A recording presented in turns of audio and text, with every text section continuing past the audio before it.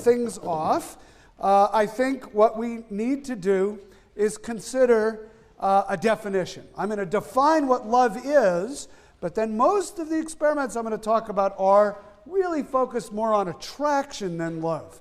Who finds each other of romantic interest that might then develop into a love relationship. But let's start with a definition of love, and I'm going to pick a definition from a former colleague, Robert Sternberg, who is now the dean at Tufts University, but was here on our faculty at Yale for nearly 30 years or so.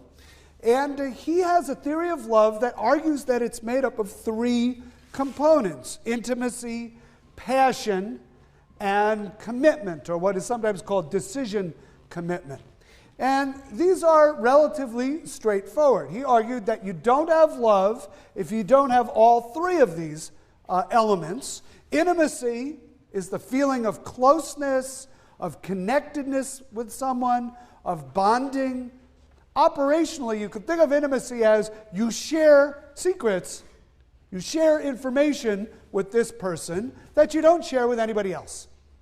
Okay? That's really what intimacy is. The bond that comes from sharing information that isn't shared with many other people. Second element is passion. Passion is what you think it is. Passion is we would say the drive that leads to romance. You can think of it as physical attraction or sex. And Sternberg argues that this is a required component of a love relationship. It is not, however, a required component of taking a shower in Calhoun College. The third element of love in Sternberg's theory is what he calls decision or commitment.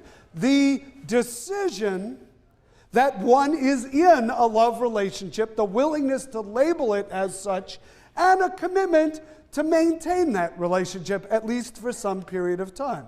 Sternberg would argue it's not love if you don't call it love, and if you don't have some desire to maintain the relationship.